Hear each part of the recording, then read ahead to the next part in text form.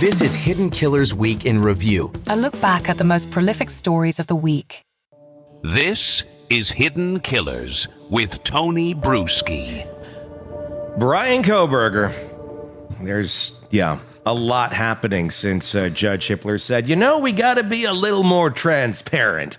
And transparent certainly is what we're seeing a lot more of these days. As the developments continue on, it makes you raise your eyebrows, literally, between the Amazon trail, the criminology case essay that reads kind of like a how-to guide, and the mysterious disappearance of his phone at just the right moment. Prosecutors are laying out what they claim is a carefully calculated plan. But how much of this sticks in a courtroom?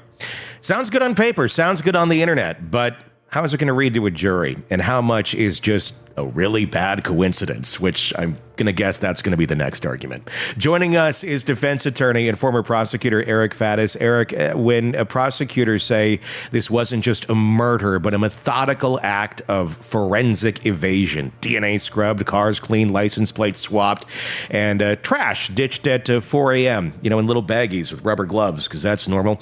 How do you begin to kind of push back on this as a defense? Is that a red flag, and can it still be explained away, these sort of things?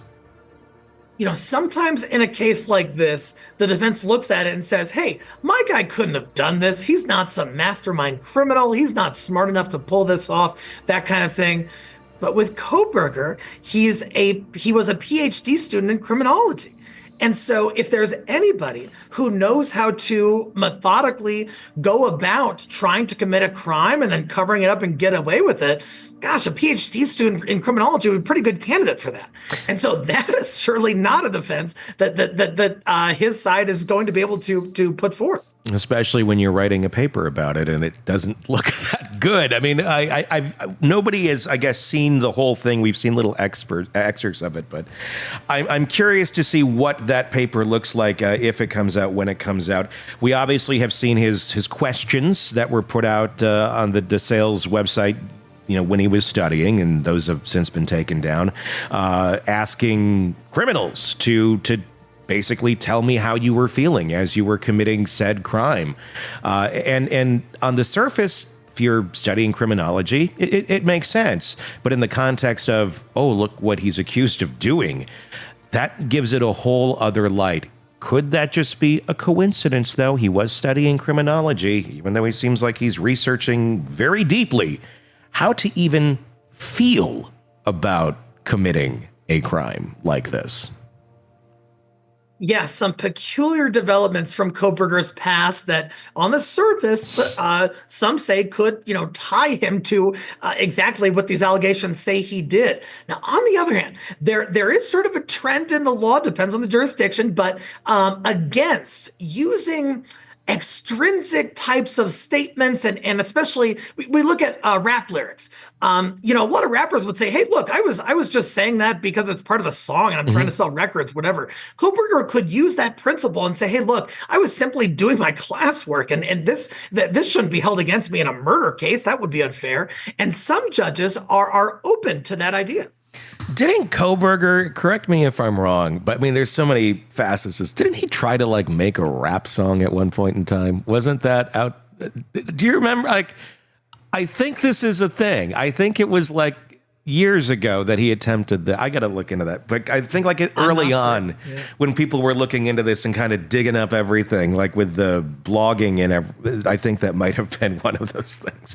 That'd be an interesting. It's all a rap lyric. It's all he got the mask, he got the knife sheath, he shot a music video. Here's the music video, and it just happens to be shot in front of King Road. I'm making that up. The fact that we have more on the Amazon receipts now, he bought the knife or the exact type of knife with the sheath, with the sharpener, quite a ways back prior to the murders, about 6 months roughly. But now we have receipts that are out there that shows he also bought a mask that happens to look exactly like what one of the surviving roommates saw. Buying those items individually, not a crime by any means, but contextually, is this showing premeditation, considering how far back some of these purchases were to the crime? That's exactly what the prosecutors are going to look at, because to prove first-degree murder, you have to prove premeditation. You have to prove that he deliberated about this, thought about it one way or the other, and said, no, I'm going to go ahead and stab these 4 people. That also he had malice of forethought. That all means that the prosecution has to prove planning. And when we're talking about allegedly procuring supplies that are going to be necessary to carry out a quadruple stabbing, namely a knife and the sheath, and then those things are found, or the sheath is found at the scene. And then when you add in elements to try to cover your tracks and not be identified, like a mask, all of these things start to have a cumulative effect, which makes it look like the walls are closing in on Kohberger. Yeah, well, another wall that's closing in is also his, I like to go look at the stars alibi. Now that we've learned there were no stars that night, it was actually very cloudy, very low cloud base as well. So it was foggy on the ground as well. So he's out there looking at the stars. Why didn't Ann Taylor at least go back and check the 7-day forecast just to see what's going on? I mean, it's not hard to look back and find that sort of information before you say he's looking at the stars. Or was it more of a figurative way of speaking, which I'm sure will be what's argued? Yeah, certainly. And, but defense, especially in a high profile case, and the prosecution as well, both sides have to realize that representations they make that become public are going to be scrutinized. They're going to be picked apart. People are going to be looking for holes or support or corroboration or lack thereof. And so this seems like a significant oversight and an error, because, that would be an easy thing to kind of shore up and establish. Of course, she could argue it was metaphorical. She could argue that in this specific stretch of the road, there actually wasn't much fog or whatever. But it doesn't look good. No, it's not a good look. And as we're also learning, more and more surveillance footage is out there. Some Ring doorbell cameras, as more things continue to be unsealed. Surveillance footage showing his car in the area right before the murders. Several different, and the argument from the pro-burgers is it's a white car. They had it wrong at the beginning. It was the wrong year of Elantra. It's like, yeah, it's not a great shot, but when you put it in context with multiple camera shots and you go, okay, this pretty much looks like the car, and then he changed his plate shortly thereafter. That's not a good look either, when the vehicle that looks like yours is right there in the crime scene, and then you turn your phone off. Totally that. And then the changing of plates thing is going to be argued as consciousness of guilt. Yeah. Like that's something that criminals do when they're trying to get away with crimes. I'm not aware of any alternative innocent explanation for changing the plates. Maybe there is one. Maybe the defense is looking into that. I don't know. But they should probably look for that, because without some innocent possible explanation, it really makes it look like it's a guy who's trying to get away with murder. Yeah, it certainly does. And it makes you wonder a little bit too, because they're trying to throw in the autism argument. And again, it's a scale. So you can be, staring at the wall, or you can be insanely productive and a genius, just depending where you're at. And a lot of times you're kind of socially awkward. You do things a little bit different than most. And even, in a highly functional way, it can be coming across as, well, that's a weird way of doing things. Do you think that that's part of the reason why they're trying to throw the autism argument in there? Not to say, well, I mean, they've already had one trying to say that they couldn't, or he couldn't physically have done it because of some other condition. But I actually think it's not a horrible argument of, look, this guy is really awkward. He's autistic. He's always, been a little bit out there, not a murderer, but just, he does things different. And some people could look at it as suspicious or weird. And that's all it is. It's just all these weird coincidences of him, throwing out trash at 4 a.m. and cleaning his car like that, changing the plates, looking really freaked out when the police pull him over twice in a row. I mean, there's a lot of things one could say. Well, if anyone in this sort of mindset or has has autism on the level where he's at, would be acting kind of awkward. Is that where you think they may go, considering the stars don't seem to be a very strong argument at this point? I think that would be a smart move because, look, as defense, you have these set of circumstances the prosecution is bringing, and they're going to try to show how they're suspicious and unusual and something we wouldn't expect, that kind of thing. And so for defense to look at it, if this gentleman does actually have autism, that would be a potential explanation for peculiarities. For, the jury might think, oh, why would an innocent person do that? That doesn't make sense. Oh, it's because perhaps he thinks differently. Perhaps he acts differently, digests information differently, that sort of thing. So I think it could potentially neutralize some of the, unusual aspects of the evidence that the prosecution is going to bring forward. And that could land with some jurors, especially those folks who might know people or have people in their family with autism. The fact is, though, it'd be a lot of coincidences. I mean, like a ridiculous amount of coincidences for the behavior that we've seen to think, oh, this guy's not a murderer. That's it's like you're doing all the things that add up to having been this guy. There's that trip to Clarkston as well. Some are interpreting that as maybe disposing of evidence. There's surveillance footage at an Albertsons and Costco just hours after the murders. Again, looks a little odd, something that we haven't heard of before. That, I went to Costco that morning. I was living my normal life. Yeah. Those things, certainly prosecution is going to argue, hey, that gives him the opportunity to cover his tracks, to try and dispose of inculpatory evidence and materials that could link him to this crime. Now, on the other hand, defense might say, hey, that is not sufficiently incriminating. That's something that just everybody could do. You can go to Albertsons in the morning. That's not a crime. And so I'll be interested to see really the potency of those specific details and whether defense can sort of neutralize those by saying, hey, anyone's allowed to go to Costco, man, if that's all right. Sure. And obviously it is.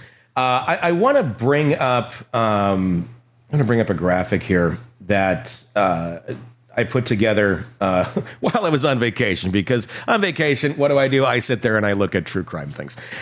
This is a very interesting correlation, and I'm curious to get your thoughts on it. Maybe you've seen it on my Twitter or something the other day. Okay, it's up behind me. I'm going to blow that up a little bit. The look. We got the picture here of Kohberger, this one. This is the morning after the murders, wearing that really tight white shirt, which always felt weird to begin with. It's like, why are you like, well, I don't know, maybe this is how he wears his shirts. It's weird. And then you also have the movie American Psycho right next to him. And you'll look at the dress of the character in American Psycho. And I don't have this, but you also have the movie Psycho, where the murder takes place in the shower, where he's taking that picture. Both have the word psycho in the title. This is a man who has talked about feeling very different, very outside, very not part of the norm. I'm sure, in my conjecture, probably been called psycho before by some people, like he's crazy or whatever, just people in conjecture saying those sort of things. And to me, this looks like a nod. This looks like a really weird nod to the fact of if he did, or the allegation that he committed these crimes and thinks he's getting away with it. Like, I'm smarter than all of you, sitting there with the thumbs up. There's been a lot of weird correlations here where it's like, wow, I think he's, again, thinking he's smarter than the room and assuming he's never going to get caught, but he's going to put something like this out there of a F you to the world. I don't know. I found it really creepy. Psycho, American Psycho, there's a lot of weird correlations, I think, that tie back to that picture. I think there's more of a reason for the shower picture than meets the eye. there could be, there is a subset there's kind of a subculture that has romanticized American Psycho. You have this sort of handsome, smart person who also gets away with these gruesome murders, and everything's and everything is all right for him. And I just can't help but wonder whether there are some resemblances there. Kohberger was smart. He was a PhD student. He's not a terrible looking young man, whatever. And so, do some folks aspire towards that romanticization, that glamorization of egregious murder that happens in some of our media, including in American Psycho? I think it's a fair question. Well, and there's also, it's never been completely proven, I wonder if it will in court, the Papa Rogers account that was out on social media immediately after the murders, before Kohberger was arrested. There was someone out there with that, if you remember this case way back, like almost 3 years ago now, the profile of the character looked a lot like Bryan Kohberger, and they labeled Papa Rogers, and this person seemed to have knowledge of the crime scene that no one else did, talking about the knife sheath early on, almost challenging people who were trying to figure out the case. And immediately after his arrest, the guy who was posting under those accounts completely disappeared. Again, we don't know if it was him, but person did seem to know a lot about knife sheaths and things like that no one else knew of at the time. So that to me, if it was him, shows a propensity for trying to play with the public, try to play with people psychologically. That's where this comes in, and I'm like, I think there was some joy here. I think there was, I'm smarter than the rest of the room. Y'all treat me like crap, but at the end of the day, I'm going to show you, I'm going to get away with this, and I'm going to be right in front of your eyes, and no one's going to even know it. Surprise, Bryan, people figured out the riddle. But in his mind, allegedly, I'm wondering. I'm really wondering if these are things that can play in. I don't know how would anything like this play out in court, showing consciousness of guilt? I guess you'd have to really somehow find some reference to him, admitting that he's doing it for those reasons. But it certainly is not a good look. It is a chilling prospect if that in fact was what was happening. In fact, I remember when I was a prosecutor, I had a stalker/arson case where the individual assumed this digital identity and was referencing song lyrics and weird cryptic facts about what happened, and ultimately we tied him to those communications via IP addresses and a really extensive digital footprint and investigation. I'm sure the government has looked into that. But if it comes to be that that Kohberger was doing that is damning, especially for the death penalty phase, because it shows not only that he committed this quadruple stabbing, but also that he had some kind of gleeful, perverse gratification from messing with the public about it. Could something like this show up in the death penalty phase if he's found guilty? Where the photo I'm sure will, if in fact he's found guilty. But could the prosecution make an argument that, look, yes, this is a creepy ass photo, but look what it also looks like? Could they make the correlation arguments in there? Could they admit basically American Psycho footage or pictures like this or Psycho things to make reference, to go, look how sadistic this is? I think they might want to. I think a court would be taking a real risk if it allowed in that next level of what you said, the sort of American Psycho footage, that kind of thing. Because even if there is a connection, even if it is relevant, it's possibly unduly prejudicial under what's called Rule of Evidence 403, meaning that it is so likely to inflame the passions of the jury that it's just too unfair and we can't let it in, because the jury might base their decision in part on that inflammatory evidence. I think that would be a concern at the penalty phase. There's a dog piece of fur that was found. We still don't know if it was from one of the victims' dogs. How long does it take to identify dog DNA? And then compare it to the... I would think by now we would have an answer to that. Or maybe it is, and maybe it's just still sealed up. We've known about the dog hair for a while, but as of now, we still don't know the answer to if it matches the dog. That piece of dog fur, that tiny little dog fur, that one, I think, could be the nail in the casket if, in fact, it is from one of the victim's dogs. How in the world would an innocent person have that kind of contact with the dog if they weren't the individual in there who committed these crimes. I just can't foresee even a theoretical innocent explanation under those circumstances, absent some sort of planting of evidence argument. Sure. And I don't know how you even go down that road. It gets to be a little too insane. Yeah. Snarkles may save the day. I don't know what the dog's name was, but at the end of the day, Snarkles may save the day in this case. And, really show that jury beyond all the other things, without a doubt, what a lot of us are thinking. Of course, innocent until proven guilty. We'll see what continues to come out. Craving non-stop true crime updates? Press subscribe now and get the latest cases, analysis, and expert commentary delivered straight to your feed. Only from the Hidden Killers podcast and True Crime Today.